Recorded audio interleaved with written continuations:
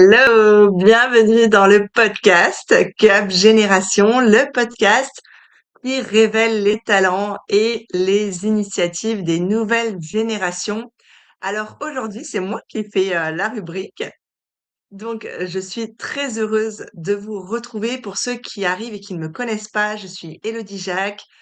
Je suis entrepreneur depuis plus de 10 ans, nomade en famille depuis 5 ans et j'ai créé la marque Prism Factory en fin d'année 2025 pour donner justement à nos enfants, nos adolescents, un terrain de jeu créatif, un terrain de jeu vivant où ils peuvent exprimer leur créativité et où ils n'auront pas d'adultes qui vont leur dire que non, ils sont trop, que non, ils sont fatigués, que ci, que ça.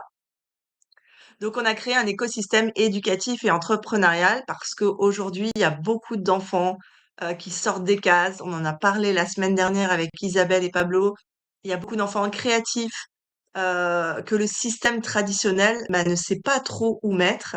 Et en tant que parents, et même en tant que parents entrepreneurs, on est parfois pas les bonnes personnes pour les accompagner. On est parfois désarmés parce que nous, ça va pas avec notre éducation de comment finalement arriver à mixer les apprentissages traditionnels et en même temps, on le sait, à l'ère de l'intelligence artificielle, à l'heure d'aujourd'hui, il y a énormément de types de travail, métiers qui ne sont pas encore créés et qui vont être créés dans les prochaines années. Donc, comment on prépare nos enfants à ça? Et c'est ça qu'on fait dans Prism Factory. On a créé un incubateur justement pour les enfants dès 9 ans, pour justement avoir un terrain de jeu. On a une académie des ados entrepreneurs qui arrive dans quelques mois. On est en train de mettre en place des séjours immersifs en famille pour que vous puissiez venir dans un espace en pleine nature, pouvoir développer votre activité en tant qu'entrepreneur.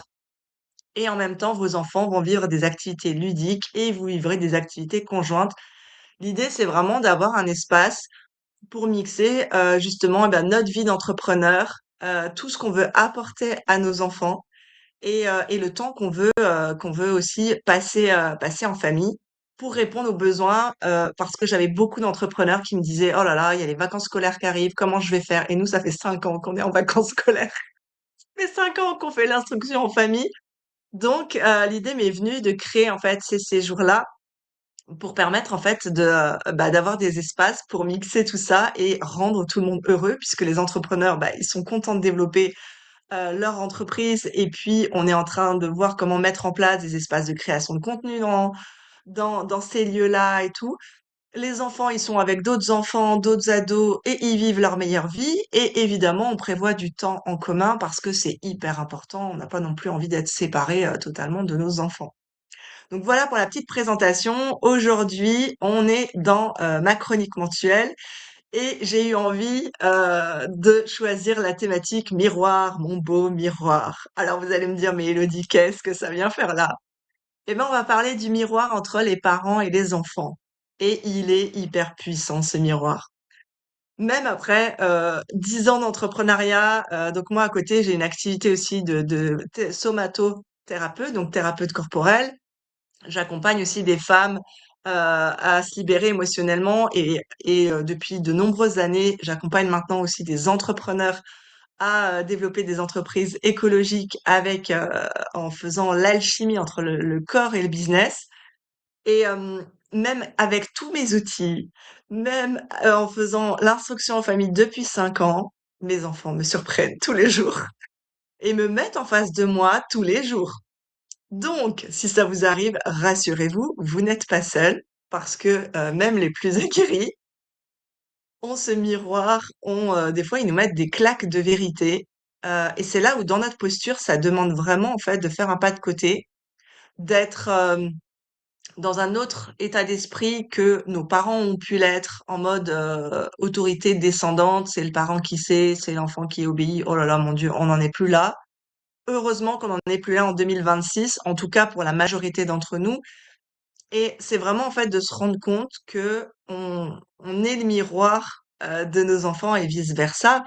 Et je sais pas si vous, ça vous est arrivé de surprendre des mots, des phrases, une intonation qui sortait de la bouche de vos enfants et de vous dire: «Ouh là, ça vient pas de nulle part».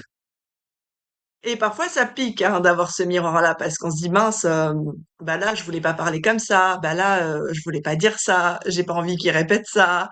Et en fait, l'éducation, bah, c'est ça, c'est grandir ensemble. Nous, on grandit notre posture de parent, hein, parce que on apprend à être parent, on ne naît pas parent. Et nos enfants, ils grandissent aussi, bah, dans le contexte qu'on leur propose. Et parfois, c'est challengeant parce que ils ont les émotions, ils ont, leur vécu, on a le nôtre et ça vient parfois s'entrechoquer. Pourquoi? Parce que inconsciemment, ils appuient sur nos blessures. Évidemment que c'est pas fait exprès, mais par moments, on est face, en fait, à nos propres blessures de rejet, hem, d'humiliation, de d'injustice. Ça nous renvoie peut-être à des situations, en fait, qu'on a vécues nous petits ou nous dans le cadre de l'école. Moi, je peux vous dire que dans notre parcours d'instruction en famille, je crois que je l'ai un peu partagé sur d'autres épisodes de podcast, le fait de leur faire l'instruction, à la maison, c'est surtout moi que ça a fait grandir, en fait. Bien sûr que eux, ça les a fait grandir, qu'on a une méthode vraiment à nous, d'apprentissage et que ça a demandé une fois, ça a demandé une écoute aussi parce que, eh ben, évidemment, mon fils n'apprend pas pareil que ma fille et vice versa. Ils ont pas leur zone de génie au même endroit et ça demande, de pas standardiser, en fait, l'instruction, comme ça peut être le cas dans d'autres contextes. Et là où ça m'a fait le plus grandir, bah, en fait, c'est en termes de lâcher prise. Parce que évidemment, j'avais une vision de l'instruction en famille quand on a commencé. J'ai très vite vu que entre la théorie et la pratique, il y allait avoir un énorme gap, un peu comme quand on a des enfants la première fois. Hem et ce qui marchait pour ma fille ne marchait pas du tout sur mon fils, évidemment. Et en plus, je l'ai partagé, j'ai 2 enfants neurodivergents, donc neuroatypiques, avec des hauts potentiels, des TDAH, voilà. Hem, donc ça s'amplifiait encore plus parce que il y a un fonctionnement, particulier dans l'apprentissage de ces enfants-là. Et en même temps, on n'est pas là pour non plus amplifier, leurs troubles, leur mettre une étiquette justement, heu, en les cataloguant, quoi. Pour moi, c'est pas des étiquettes ou des vrais troubles, je parle de troubles parce que c'est souvent identifié comme ça, mais en vrai, pour moi, c'est un super cadeau. On en a parlé d'ailleurs dans l'interview avec Audrey. Je vous propose d'aller revisionner sur la chaîne parce que cette interview, elle est vraiment pépite. Et on en parle, aussi tous les mois avec Isabelle et Pablo qui sont eux aussi, experts dans l'accompagnement des neuroatypiques. Et en fait, pour moi, c'est des indicateurs qui vont, aiguiller dans la façon, en fait, de, vivre la vie, vivre leurs émotions. Hem, dans la façon, d'apprendre aussi, parce que ça a été très flagrant, en fait, dans l'apprentissage. Mais tout ça, c'est relié à mon miroir à moi. C'est-à-dire que si je me comporte en parent, égotique, ou je ne veux pas me remettre en question, ou c'est les enfants qu'on tort, ou c'est les enfants qui doivent obéir, bah, ça va être long et compliqué, hein. Et pour beaucoup, de notre génération qui sont en train de, libérer tous les traumas de notre éducation, de la relation avec nos parents, de toutes ces thématiques, vous avez bien conscience que, bah, cette éducation ne fonctionne pas. Sinon, on serait pas aussi nombreux à libérer toute la charge émotionnelle, toutes les blessures, les douleurs que ça a été dans ce parcours-là. Donc attention, l'idée c'est pas de, rendre quelqu'un responsable. Nos parents, ils ont fait comme ils ont pu avec, leurs infos, d'il y a, 30-40 ans, qui ne sont pas les connaissances de maintenant. Mais aujourd'hui, on a la chance, en fait, à travers internet, à travers toutes les ressources qu'on a, à travers tous les professionnels qui accompagnent à ça, on a la chance, en fait, de pouvoir faire différemment. C'est sur ça que je veux me concentrer. Pourquoi je vous parle de ce miroir? Parce que, c'est super important. Dans l'accompagnement, par exemple, du TDAH, Moi, je vois qu'on emmène les enfants chez des neuropsychologues. On emmène les enfants à se faire médicamenter. Donc, bon, je vous ai un peu dit déjà sur cette chaîne ce que je pense des médicaments. Dans certains cas, ça peut être temporaire et bon, possible, mais dans la majorité des cas, il y a beaucoup d'autres solutions plutôt que de les mettre sous médicaments et de leur dérégler tout leur système interne, hein, parce que ça a des conséquences sur les neurotransmetteurs, tout ça. Ok, on emmène les enfants dans ces espaces-là, et nous, parents, en fait, qu'est-ce qu'on fait? Parce que ce que je vois, c'est par moment, on essaie de corriger le trouble de l'enfant, mais le parent, lui, il va voir aucun professionnel, il se remet pas en question, il essaye pas de régler bah, ses traumas, ses blessures, tout ce qu'il porte depuis le plus jeune âge. Et c'est là où il y a un dysfonctionnement, et c'est là où je parle de miroir. Nos enfants sont nos miroirs. Et en même temps, ce sont de très grands mentors parce que par leur comportement, quand on a l'humilité d'observer ce qui se passe, d'observer la résonance, d'observer ce que ça vient toucher à l'intérieur de nous, plutôt que de tomber sur les enfants, eh ben clairement, ça nous permet de grandir, de vraiment grandir. Et tout ce qu'on fait pour nous, tout ce qu'on va libérer à l'intérieur de nous, évidemment que ça a du coup un effet positif sur nos enfants, parce que c'est des choses qui ne porteront plus. Et, euh, et du coup, ça leur permet eux aussi d'avoir un espace en fait de libération, de grandir, de s'excuser quand on est allé trop loin, parce qu'on s'est laissé déborder dans nos émotions. Alors j'ai conscience que ça peut venir à l'inverse de discours que vous avez entendus ou de choses que vous avez vécues. Mais en fait, c'est juste prendre le temps en fait de voir comment ça résonne à l'intérieur de vous. Et pour beaucoup, vous savez qu'il y a un autre chemin. Vous savez que c'est pas le chemin juste en fait. Les tensions à répétition, les cris à répétition, les ouais, les difficultés relationnelles avec nos enfants. Que c'est pas la voie juste d'avoir autant de tensions pour l'apprentissage, pour les devoirs. Alors oui, ça demande de faire des choix courageux parce que c'est pas ce que nous dicte la société, c'est pas ce que nous dicte la masse. Mais ce que je peux vous dire, c'est que ce que vous gagnez derrière, en termes de richesse, de relation avec vos enfants, c'est juste, waouh, ça n'a pas de prix, quoi. Ça veut pas dire que ça sera calme tout le temps. En même temps, est-ce qu'on a vraiment envie que ce soit calme? Ça veut pas dire qu'il y aura plus de tension, dans nos relations, mais ça veut dire qu'on leur donne les ressources pour grandir, pour être en relation avec les autres sans crier, sans taper, sans se mettre à surréagir pour la moindre chose, ce qui est le cas de beaucoup d'adultes aujourd'hui, parce qu'il y a qu'à voir les réseaux sociaux. En tant qu'entrepreneur, on est attaqué tout le temps par des gens qui déversent leur haine sur les réseaux, alors que nos réseaux sont juste là pour diffuser notre message en fonction de notre entreprise et ce qu'on a envie d'apporter au monde. On peut débattre, on peut ne pas être d'accord, on peut débattre avec respect, on n'est pas obligé de s'insulter et encore moins de faire des attaques violentes sur le physique de la personne, sur tel truc ou tel truc. Et en fait, c'est ça qu'on vient apprendre à nos enfants. Le miroir, il est d'abord chez nous.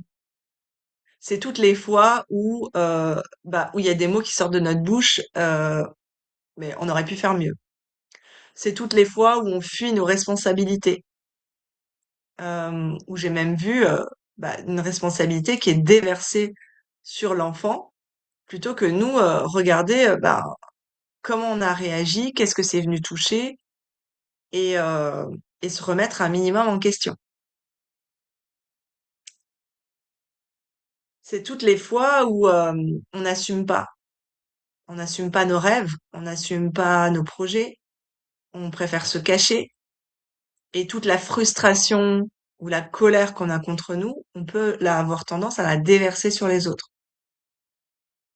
Et sur les autres, j'entends aussi nos enfants, ça en fait partie.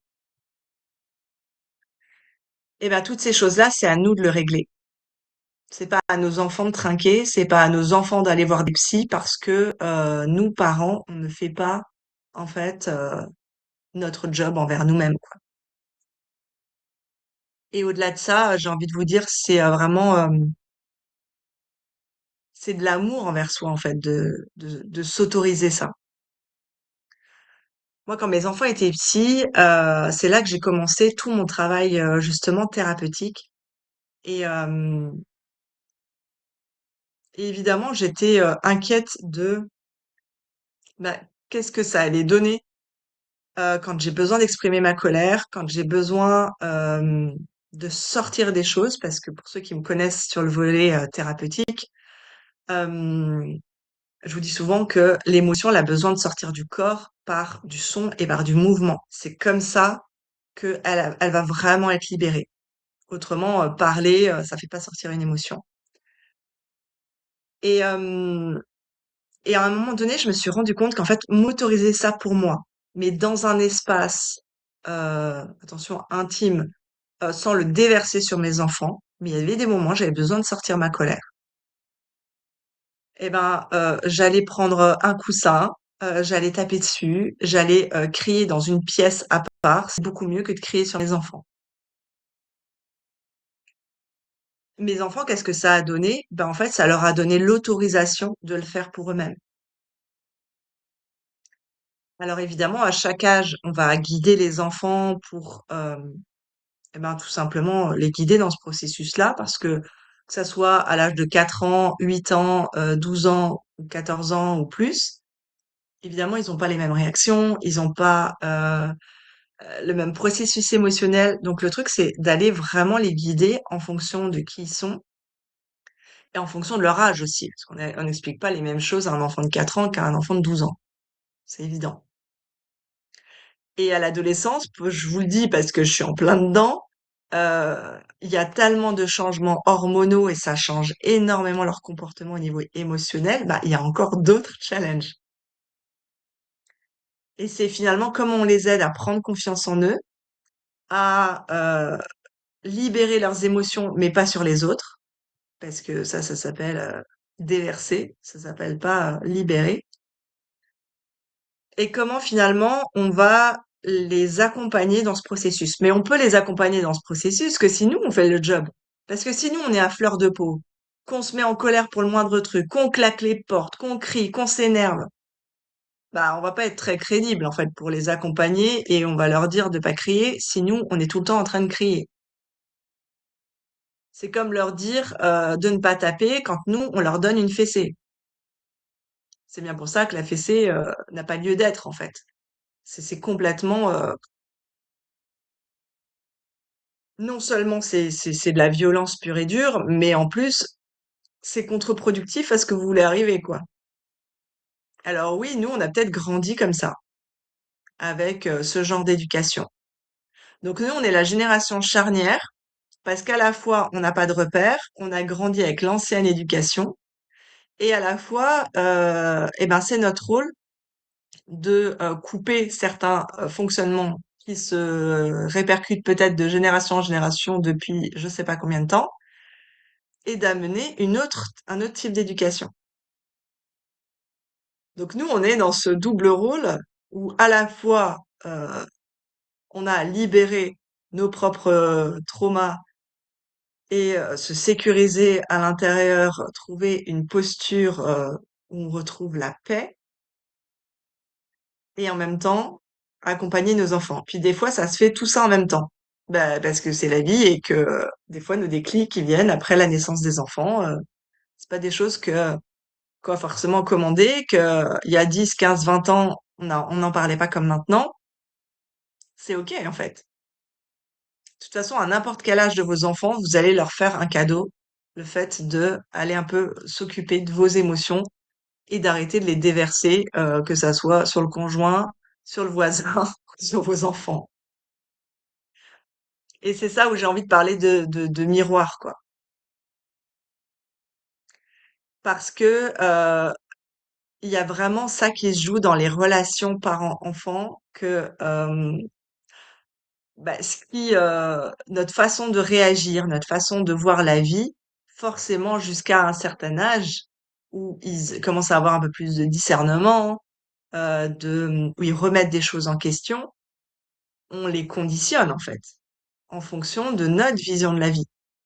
Si on a une vision de la vie qui est négative, qui voit tout en noir, qui, je sais pas, tu vois, est plus focus sur la guerre que sur la paix, euh, qui diabolise l'argent, bah, qu'est-ce qu'ils vont faire, nos enfants? Bah, ils vont faire la même chose. Est-ce que c'est vraiment de cette manière qu'on a envie de les lancer, justement dans la vie, de leur permettre d'évoluer? Pas vraiment, non. Du coup, c'est d'être conscient de ce miroir. On n'est pas là dans la culpabilisation. Pas du tout. Jamais chez moi.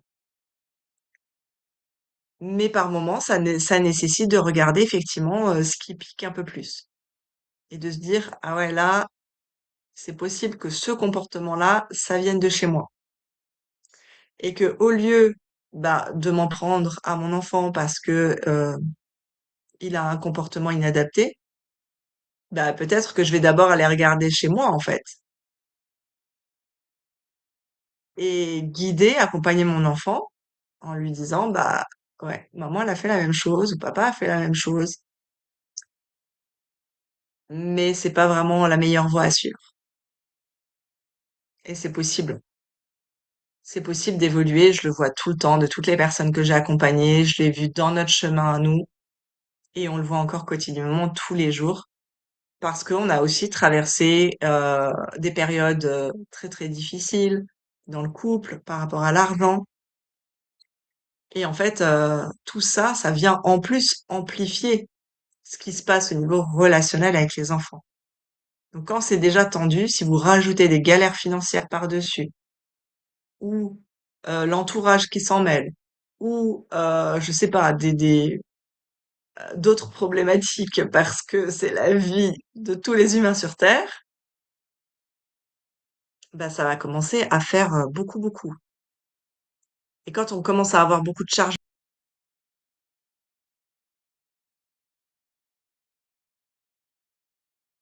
le système qui s'emballe, puis ça devient complexe, quoi.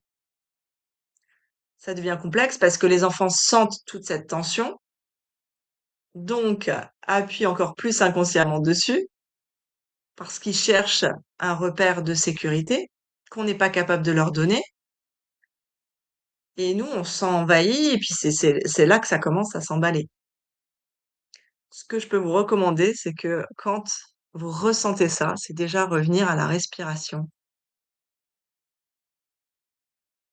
Revenir à la respiration, et avant de réagir, de laisser déborder la coupe émotionnelle, bah, d'aller la vider tous les jours, de prendre du temps pour vous tous les jours, d'aller marcher, même si c'est 10 minutes, de faire du shaking. Du shaking, vous savez, c'est quand on secoue le corps dans tous les sens parce que ça décharge. Et ça, faites-le avec vos enfants, c'est magique. Moi, je le fais tout le temps avec les miens. Quand ça commence à monter, qu'il y en a un qui crie sur l'autre, je dis attention, stop, tout le monde se secoue. Nous, on utilise beaucoup les huiles essentielles aussi qui sont très puissantes dans le processus de régulation émotionnelle et encore plus avec les neuroatypiques. Tout ça, c'est des ressources en fait qui peuvent vous aider à réguler émotionnellement parce que une fois que le cerveau émotionnel est déchargé, ah bah là, on peut discuter. On peut pas avoir une discussion quand l'émotionnel est à son comble. C'est pas possible physiologiquement. Donc c'est une aberration de vouloir essayer de discuter avec des enfants qui sont dans l'émotionnel. Donc du coup, on est parti loin avec cette histoire de miroir. Mais tout ça pour vous dire que nos comportements, notre vision, nos actions, nos croyances, tout ça, ça a un effet positif ou négatif sur nos enfants. Et évidemment que ça vient toucher l'éducation, évidemment que ça vient toucher l'apprentissage, parce que ça a aussi notre vision de l'apprentissage. Si on est perfectionniste, si on est tout le temps derrière eux, à être stressé, parce que il faut qu'ils sachent le moindre petit truc, sinon ça va pas aller. Euh, Sans prendre le temps d'écouter leurs besoins, de voir de quoi ils ont besoin, c'est quoi leur zone de génie, comment on peut rendre ça ludique, créatif. Vous savez, pour un petit exemple, quand ma fille était encore à l'école, avant que je la déscolarise, apprendre les poésies avec des neuroatypiques, si je les installe à un bureau, c'est mort, en fait. Moi, je vais y lancer ma santé mentale et eux vont se mettre dans tous leurs états. Et en fait, avant que je connaisse tout ça, avant que je connaisse, que je me forme un peu sur les 9 intelligences, qu'on a tous, et sur plein, plein d'autres connaissances, et ben, il y avait, à l'instinct, je lui faisais, en fait, réciter, hem, sa poésie, mais avec du mouvement. J'ai su après que c'était une super technique parce que ma fille est à de dominance kinesthésique. Donc kinesthésique, c'est tout ce qui passe par le corps. Et en fait, le fait de lui faire mimer, avec des mouvements, des phrases de sa poésie, ben, en fait, en 5 minutes, c'était plié. Elle retenait toute sa poésie. Elle était capable, de la réciter, pendant, des semaines, des mois après, elle la connaissait encore et du coup, l'apprentissage était super cool. Mais si je m'étais obstinée à la faire asseoir à un bureau, à la faire lire, réciter, bah, si c'est pas son intelligence dominante, peut-être qu'avec certains enfants ça marche, mais avec des enfants qui ont une dominance comme ça kinesthésique, bah, ça va pas marcher. Donc en fait, on est là en train de s'évertuer comme si on rentrait dans un mur, encore et encore et encore, et souvent pour beaucoup de parents, les devoirs, ça vire à la confrontation, ça vire vraiment à ça. Alors qu'en fait, avec simplement d'autres approches qui sont adaptées à l'enfant, eh ben, on aurait un rendu 100 fois plus rapide et 100 fois plus écologique pour nous, pour notre système nerveux.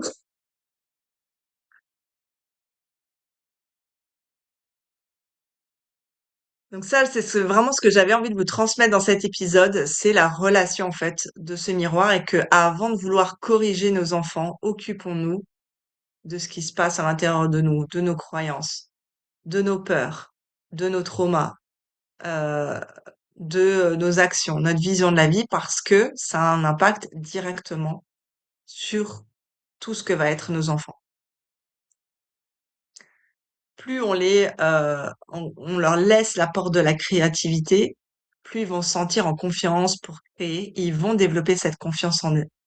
Plus on les bride à vouloir absolument mettre du contrôle, de la perfection, et moins ils auront confiance parce que ils sentiront qu'ils sont jamais assez. Et c'est là où, en fait, où on construit quelque chose de différent. D'ailleurs, si ça vous intéresse, on a un groupe Facebook, Génération de bâtisseurs. C'est un groupe, gratuit. Donc, venez dessus. Il y a plein d'infos sur tout ce qu'on fait dans Prism Factory. On est en train de construire une communauté, justement, de parents qui veulent une approche, en fait, différente pour leurs enfants. On arrive vers la fin de cet épisode de podcast. J'espère que ça aura pu vous apporter des clés. J'espère que le sujet vous a plu. N'hésitez pas à nous dire dans les commentaires s'il y a des sujets que vous avez envie qu'on aborde. Comme ça nous donne des idées de thématiques pour la suite. Et en attendant, on se retrouve la semaine prochaine pour un autre épisode de podcast. En attendant, prenez soin de vous, prenez soin de vos enfants et je vous embrasse. Ciao.